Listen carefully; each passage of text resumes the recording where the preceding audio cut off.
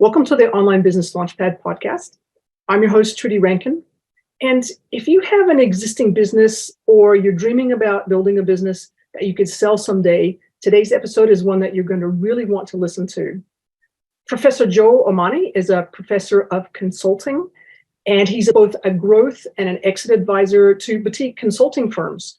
And that probably covers a wide range of firms, but when you talk about boutique consulting firms, they're typically fairly smallish, usually with masses of people inside the firms, but they're still very effective with what they do. Now, Joe's got over 20 years of experience in advising on growth, exit, valuation, all the things that go around with basically selling a business and getting it to the place where it can be sold. And he sold his own consulting firm. And the thing that I find interesting is that he's researched, consulted, and written about boutique growth and exit. So in other words, he has the experience that it takes to actually know what it takes to sell a business. And he's also done a lot of research, published 3 books on the consulting industry, and written lots and lots of articles about that particular topic. And also the other thing that sort of stood out for me is that he uses evidence to back up what he says, not just what worked for him personally, because I hear lots of stories about people who said, oh, I did this, you can do it too. And then the reality is that we can't do it because we're not those people. We don't have their experience or their skill sets. But he's basically studied over 200 boutique consulting firms, and he's identified what worked for each of those firms individually. And he's really clear that what works for one firm might not work for another firm. So that's really interesting to me. And I just think it's a really good way of approaching that whole focus on giving advice to people about being able to do a particular thing. So I just wanted to say, welcome, Joe, and thank you for being on the podcast. Thank you, Trudy. That was a fantastic introduction, by the way. I want that bit of the recording so I can play it back to my mother. Thank you. It's very kind of you, and it's very nice to be here. Thank you. It's an interesting topic and one that I personally have an interest in, not because I want to sell my business, but because I have an interest in making sure that what I grow and build is something that's going to eventually turn into something that's going to be valuable enough that if I did decide in the future that I wanted to sell it, I could do that. At the moment, I'm actually interested in looking at buying businesses and going, what makes a business attractive, useful, and interesting, and one that you could jump into without necessarily giving yourself a job. So I'm personally interested in the topic. I think there's interesting sides to it, whether you're in the growth phase or you're in the exit phase and you're at the stage where you're starting to think about wanting to exit. I think it's important to keep those two things in mind because they seem to be a bit of a continuum. So before we jump into that side of the discussion, can you maybe just share with our listeners just a little bit of your background, who you are, where you've come from, a little bit more detail about how you actually got started in this whole space? Sure. As with many people in this space, I did ancient history at Oxford and I wanted to be Indiana Jones. But then I realized there was only one of those positions and there were 100,000 people applying for it. And I was by far not the brightest. So I did my master's and PhD in businessy stuff and then went straight into consulting. I always liked the academic side of things. I didn't want to be one of those professors who lectured without ever having experienced in inverted commas, the real world. So I spent a few years in consulting. I'd already done a bit as an independent consultant during my PhD. Then I went into corporate consulting, focused on everything, really. I was one of those generalists where they rewrite your CV just before you go and see the client. Then I was an internal consultant when the mobile phone company was being created from scratch. So I was responsible for designing the company, I guess, on the products and services side. And then after that, to be honest, I was exhausted. So I thought this is the time to go back to academia. So I took a massive pay cut and decided to follow my passion of teaching. I love teaching. I don't do a huge amount of it. And to be honest, in those days, this is nearly 20 years ago, it was a bit like early retirement. And so as with, I guess, many entrepreneurs, I got itchy feet and I started my own business that I grew and then sold. I was climbing up the greasy pole of academia. And then what happened? It was interesting. A lot of my friends who I left in consulting went up the ranks in the big firms. They hit up against partner, didn't make it, and started their own firms. And then because the university had me teaching and researching academia, consulting, they came to me for advice. And it was really a massive gap, I realized. So anyone that's researching consultancy in academia wants to be with the sexy firms. They want to be researching McKinsey, Accenture, and Deloitte. No one really done decent evidence-based research on boutiques. There are a few papers over 20 years, but nothing very useful. So I thought this is important because boutiques and small companies account for 95% of all consulting firms. So that's really where I started to get into the evidence-based side of it. And there were a lot of surprises. After a few years, my friends started recommending me to their friends. And then I thought it's time to start charging for this stuff. And if you can improve the trajectory of a firm by a couple of percent, by the time that hits exit, that can be 5-10 million. So I thought it was inappropriate of me not to charge for it. And then I guess that's the first thing in terms of my expertise. But the other thing that really pushed me toward this, and I'm sure you'll get this all the time as a business owner, there's a lot of really bad advice out there.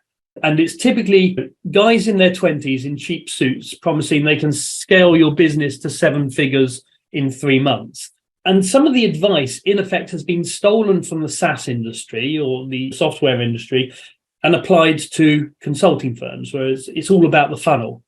And don't get me wrong, digital marketing is important, but it's not all about the funnel. And so that's really what's prompted me to get into this. And then over the years, as I've learnt more and studied more, I tried to publish a bit of it to keep the university happy.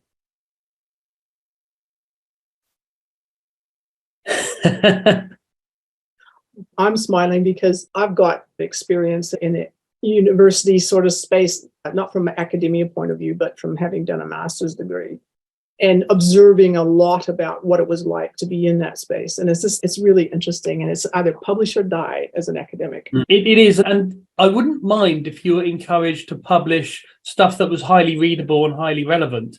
But one of the nice things about making Professor, I hope my boss doesn't actually listen to this episode, but one of the nice things about VM, you can choose a little bit more about what you publish. And so I've turned my back a bit on the highly theoretical stuff that enabled me to get up to Professor. And I'm trying to write stuff that's a little bit more accessible. I do a lot on LinkedIn and I do a lot of blog stuff. And I try not to mention any theories at all. And I like that because you finish a degree at university, and what I discovered is that you walk off into the corporate world and start to try and apply some of those theories, and you very quickly realize that hardly anybody uses them because they're theories, and then as soon as you apply the theories, they fall apart in the real world battles that go on. And so I'm always fascinated by an evidence-based approach to applying theories, because that's where you get the real value. Because theories can be useful, but you've got to use them with a little bit of caution and wisdom. I'm just curious, just from that perspective, in terms of the approach that you've taken with the evidence-based side of things, how have you found people reacting to that in terms of going, oh, I've heard this theory, but Joe's saying this? That's a question I've never been asked, and it's a really good question because let's face it, most leaders of management consultancy firms aren't shy, and you don't get to that position by doubting your own competence. So if you pardon the expression, I do piss a lot of people off, and I don't care because the university pays my salary. I probably get 50% of my money from the university, 50% from consulting. But I'm not particularly bothered about keeping my clients happy. And if you look at most of my posts on LinkedIn, there's a couple quite successful consultants who will come back and say, this is rubbish. I did it this way, and this is what worked for me. And my response is always, you can't generalize from a case of one. Organizations are complex. Societies are complex. The economy is always changing. What happened 20 years ago might have been best practice, but it might not have been, but you might have been lucky. Luck plays a huge part in all of this. But as you said in the introduction, you can't generalize from that. And it does irritate me. A lot of very well-paid board advisors who grew and sold their firms 20 years ago are in effect giving advice on how to do that 20 years ago. And I'm not saying it can never work, because it can, but the world's changed. It's much more complex. It's much more digital. There's many more opportunities when it comes to the digital world. Yes, absolutely. And that was one of the things that I thought was interesting from what you said when you're talking about your background, and that is you were in that change space Mm, originally. And there's so much has changed over the last 20 years, both the theory and the practicalities. Pardon me.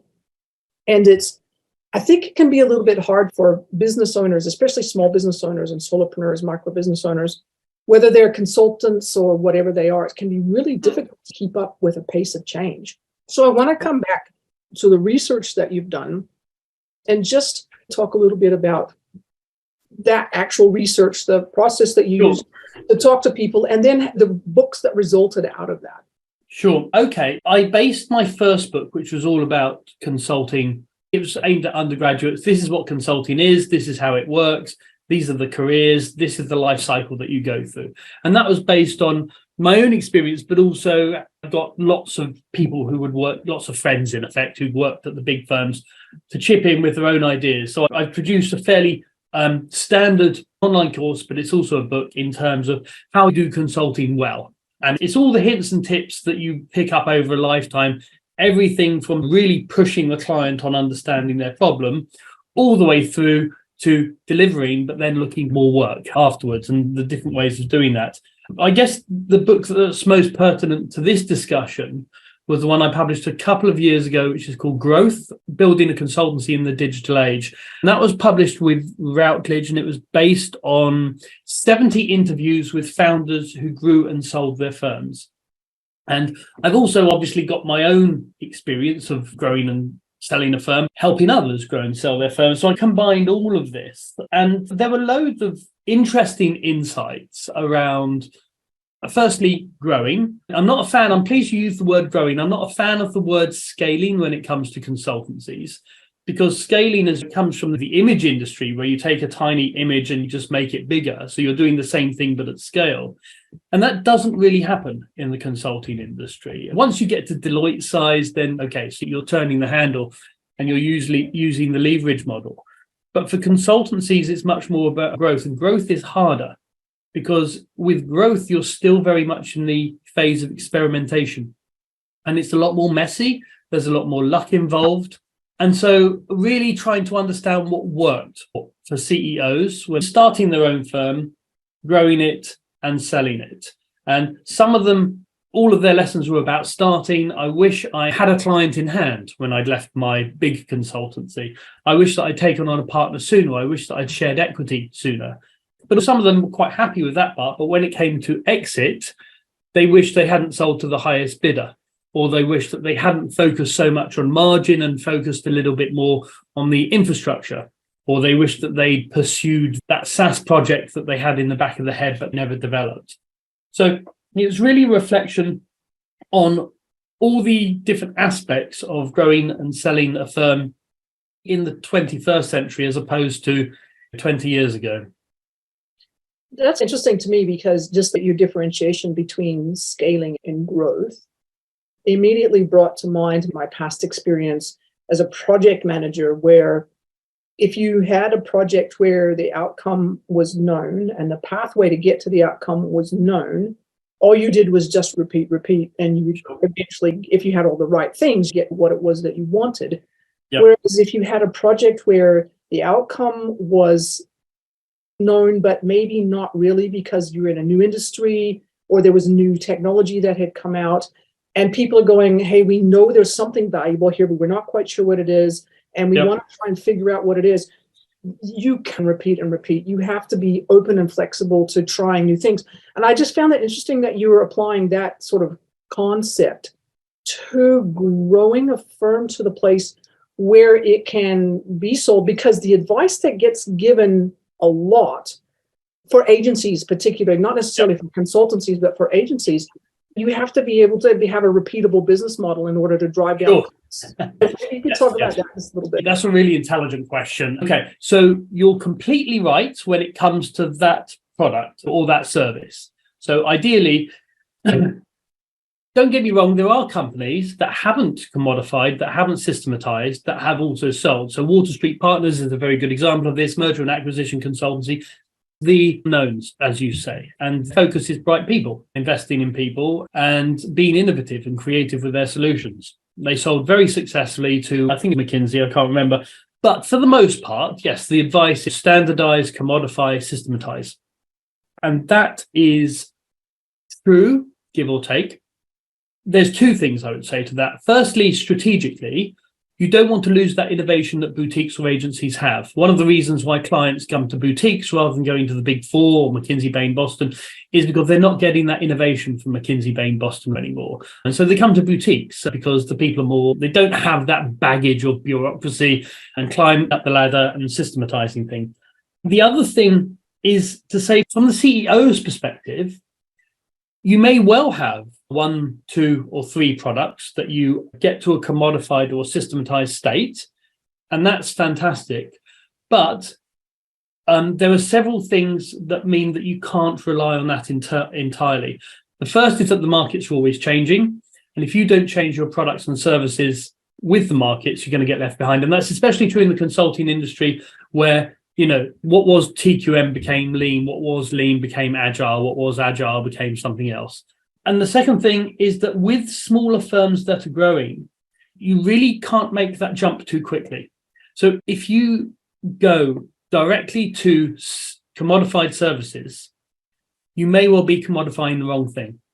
So there's this really important growth phase where you're really working out what type of company you are and what services provide high growth, high margin, and also enjoy doing them. And if you don't spend sufficient time doing that, then you're probably going to scale the wrong stuff. That's pretty interesting because, of course, the question then becomes typically, in general, maybe as a generalization, how long does that phase tend to last? That's another really good question. So I would say it typically lasts about 5 years, but it should last a bit longer. So I think a lot of consultancies focus on, so let's imagine I leave Deloitte. I'm a great change manager for the automotive industry. I leave, I start doing change management for the automotive industry because it's what I know, it's where my clients are. Great. Okay. So I'm making 50% gross, I'm making 15% net. Because I've got those connections, I'm doing pretty well. Now, once you start to grow, I'm generalizing here, but 2 things typically happen. One is that you need to feed the beast, and the founder can't do that. So you need to go beyond your own connections. But number 2, those who started off by giving you projects because they knew you and liked you and wanted to give you a bit of luck when you were starting off, they start to fall away. So you've got this 2 to 3 year period where, you're in the money and you're thinking, this is great. All I need to do is commodify what I'm doing and sell, and I'm done. 5-year plan. But a lot of founders forget that drops off and that they need people who can sell. And very often the margins will drop off as well as a part of that because they need to be more competitive because they're competing with bigger players. At that stage, I often get called in. And my initial question is, are you selling the right stuff? And they say, of course, we've got a reputation in this. I'm one of the best experts in the world. But perhaps instead of doing change management in the automotive industry, you could be doing change management in the banking industry and double your margins. Or you could call it agile in the banking industry and treble your margins. Or there's a specific thing that you're doing that's high margin and high growth, and you're not plowing money and people into it because you've got your security blanket of what you always used to do. So that's a very long-winded way of saying that if you think you are going to scale what you have always done, you might be right, but in my experience, the odds are you're probably going to be wrong and that you're going to miss some really important opportunities. I think that's actually really interesting because I'm reflecting on my own sort of journey as I left corporate world, started up my own business and worked my way through. And one of the biggest surprises to me was that you do actually change and pivot as you learn and grow your way through this world of consulting and all the different aspects that go with it. So if I'm interested in what you were saying about, you asked the question, are you selling the right stuff? How do people figure out what if they should be selling, if what they're selling isn't necessarily the right stuff? So this comes back to traditional but good market research. So talking to your clients, doing some market research. What are the growth areas? What's the highest margin work? Looking at the competitors. But I'm sure you've had the same experience. It really amazes me how I've got 4 clients that I'm on the board of. And the first thing I say when I join is, where's the client advisor? They'll have 3 people like me who have grown and sold companies or are experts in growth, but they won't have any clients there. And what you need to do is to talk to your clients all the time. And I don't just mean sending them a questionnaire saying, how good was this project? Inviting them into the office, having them on the board, having get-togethers and lunches where you discuss the trends, the emergent trends, what problems they really need solving. And then you start to explore that as potential services rather than what you've done perhaps successfully over the last 5 years. I'm not saying that there aren't really important, valuable, profitable things that you've done in your past that will continue to sell in the future. But I am saying that unless you have that period of experimentation, you may well find that you're on the top of the S-curve of market growth and you're selling TQM and BPR when everyone's moving on to something else. I find that fascinating. And you partially answered the question I was going to ask, which is, as soon as you bring on a client advisor and you start talking with them and looking at emerging trends and things, the thing that immediately jumped to mind was AI. Where does that fit in this world? And how do you help a client, or how, as an organization, a business, how do you help your clients see the future when even you don't know what's coming around the curve with AI? I think one of the good things that academia has done is to show how much of this type of stuff is hype.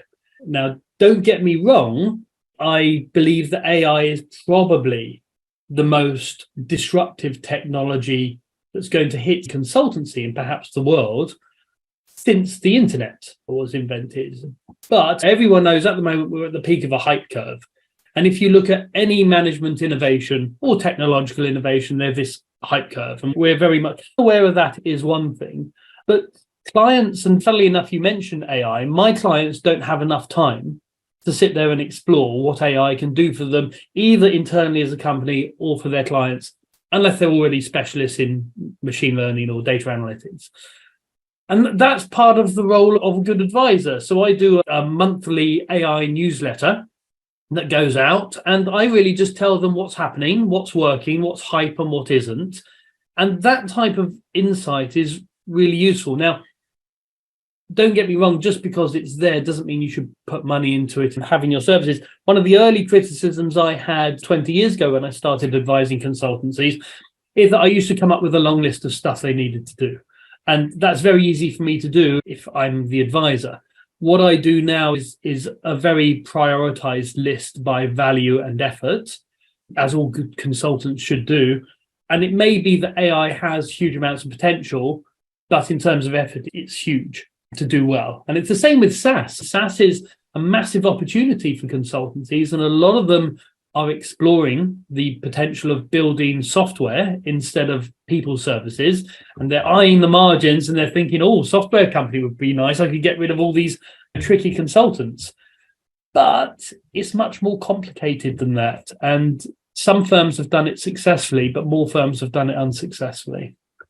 With my background as Chief Information Officer, I can tell you software is one of the most painful, complicated things you can ever get into, especially when you start getting into things like cybersecurity and all of the stuff that you have to be careful about, and the data management and things like that. And one of the things that you just briefly skipped over was the whole data analytics side of things. How do you help your clients deal with the morass of so many different things that you do when it comes to data analytics and using them to actually help with your business growth? You're asking me a lot of good questions that I haven't been asked before, and I'm pleased about that because it's one of the, and this won't surprise you from your information background, but most consultancies have a vast amount of data and they don't know or care.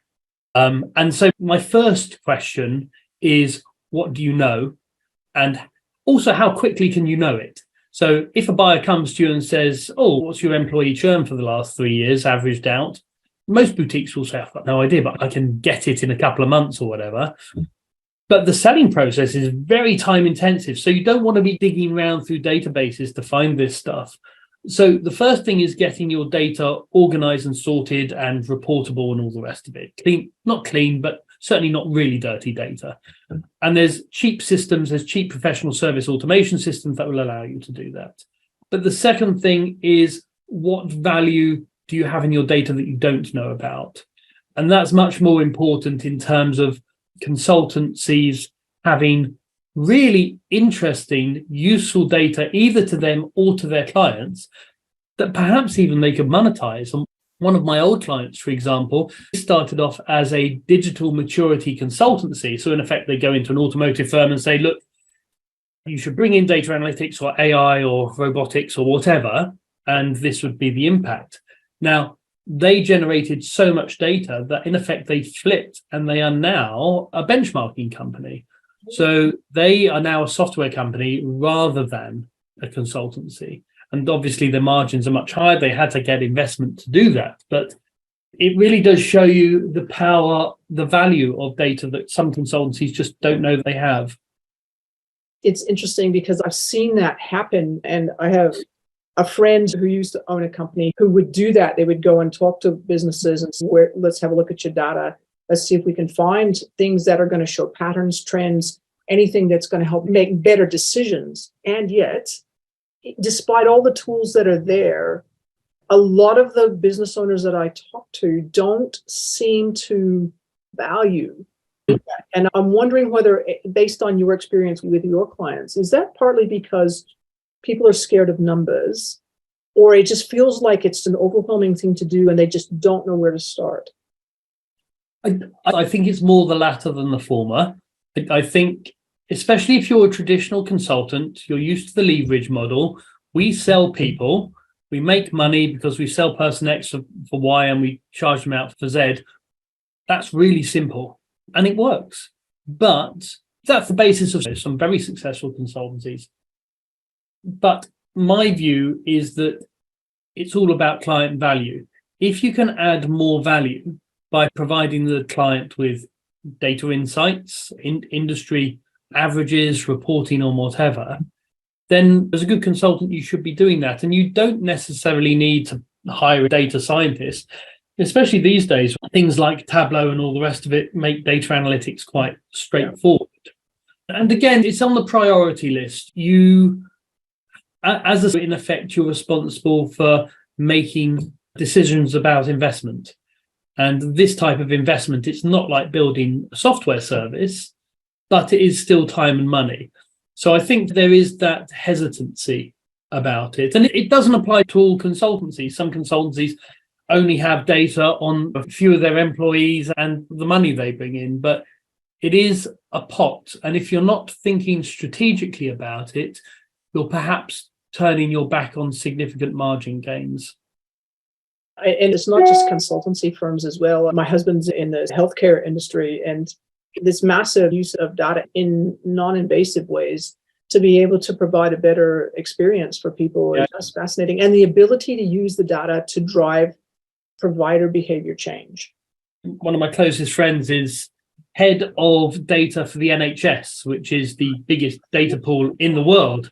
Imagine all that healthcare of every single person. And the opportunities are remarkable. But as I'm sure your husband has insight into, the bureaucracy and the decision-making in the public sector isn't one that lends itself to this type of innovative thinking. Not only that, but coming full circle back to your days in terms of change, that is getting people to change the way they think about something or the way they change things. You can't just shove a spreadsheet under their nose and say, hey, look at the numbers, you need to do X. You have to do it in a way that helps people, first of all, buy into what you're trying to tell them or see it for themselves, and then connect the dots about what that means in terms of how they should change their behaviors, or whether or not it's the systems that are around them that are creating whatever it is that needs to be changed. How do you work with your clients in terms of that aspect of it? To be honest with you, it's probably the trickiest part of my job because, as I said before, CEOs of consultancies aren't shy about their own opinion. And I find it odd because I don't really market myself other than putting stuff on LinkedIn. And so people generally come to me, and then I won't try and sell them in a conversation. I'll just try and add value. And then they'll say, oh, it would be great if we could work together. So we work something out. And I'll do a deep dive. I'll look at their contract, their finances, their marketing, their markets, and all the rest of it. I'll come up with some fairly solid recommendations that very often the leadership team is very much in favor of. But I'd say 20 to 30% of the time, the leader will just be, no, I'm the expert here, which is fine. That's the position you're in as a consultant. But you've got that sort of 25 to 30%, you've got another 25 or 30% who are almost too keen. So almost everything I say, in effect, I become the CEO. So everything I say, they say, oh, great, we'll do that. So don't get me wrong, I think I'm right, but I like a bit of pushback sometimes. And then you've got the 50% in the middle, or whatever percentage it is, 40% in the middle, who are the people that you need to do the change management stuff. Again, might be the consultant in me. In the old days, I used to think the logic of the data would make the decision happen. So I would provide the market analysis and the recommendations and the business case and expect people to go, oh, fantastic, we'll go and do that, Joe.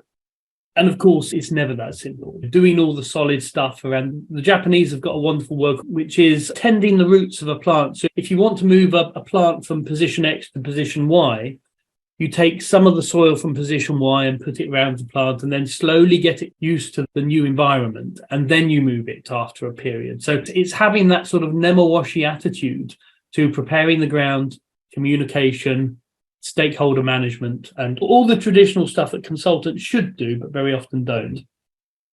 I think that's really wise advice. And it's just interesting that there's so much that's new, but there's still a whole lot that's not changed. There is still best practice.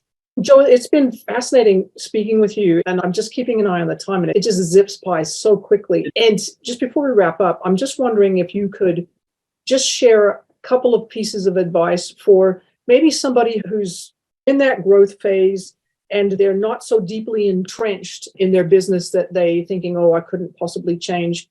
What could somebody who's in the growth phase do that's quite logical and sensible that would prepare them for either increased growth or they could sell their business? The thing that's top of mind and is a surprise to some of my clients, that you get to a certain point where your margin isn't that important. Don't get me wrong, it's still very important. But when consulting firms are valued, typically, and this won't be a surprise to anyone that's looked into this, you've got your margin and then you've got a multiple on your margin. So let's say your margin is 20%, which is the minimum you want for a sale, and your multiple is 7, which is average for a boutique consulting firm that's selling. Now, you could really hammer things and push that margin up to 23, 24% if you really hammer the workers, if you really do the pipeline stuff, if you focus on high margin content. And perhaps that's stuff that you might want to do in the final year. But it's more profitable to spend a little bit of time thinking about what can we do to increase the multiple. And the multiple is a function of everything else other than margin. So it's having the right leadership team. It's having systems and processes in place. It's having that professional service automation software in place so that data is just there at your fingertips. It's having founders that have moved away from the sales position. It's potentially having a founder who's now got a CEO in place. So all of those types of things can push your multiple, and also being in the right niche. Obviously, if you're in data analytics or cybersecurity or AI consultancy, you're going to get a multiple of 10, 11, 12.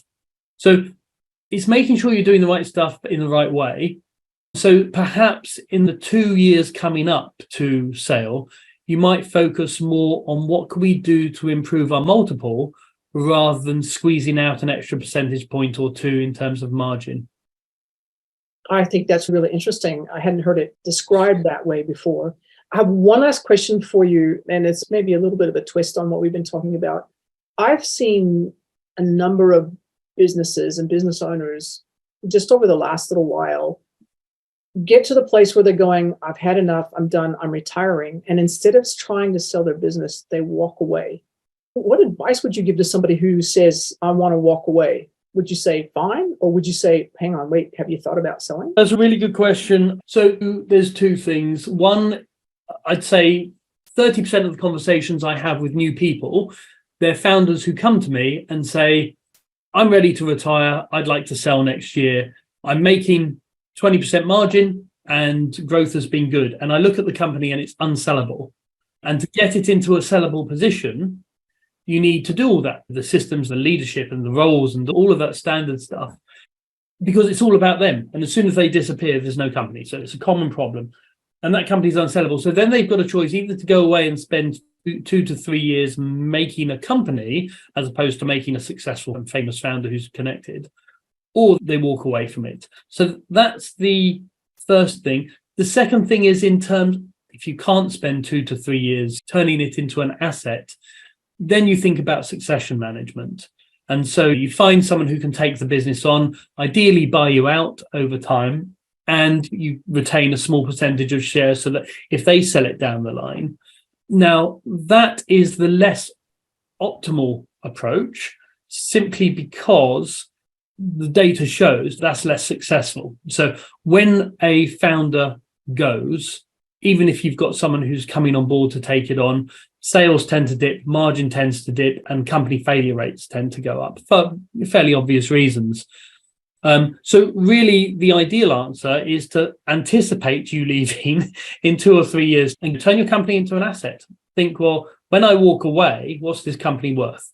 And very often the answer is 0. So you want to make sure that answer changes. That's really good advice. Joe, thank you so much for being on. Thank you, Trudy. It's been really great talking with you. If people were interested in finding out more about you, your books, or the services that you offer, where would they go? I have a website, which is joeomani.com. My wife always takes the mick out of me for that. Or you can connect with me on LinkedIn. I put most of my ideas and research up on LinkedIn, and you'll find me, I think it's Professor Joe Omani. Excellent. We'll put those links in the show notes so that people can go check those out. Thank you so much. Been a real pleasure, Trudy. Thank you.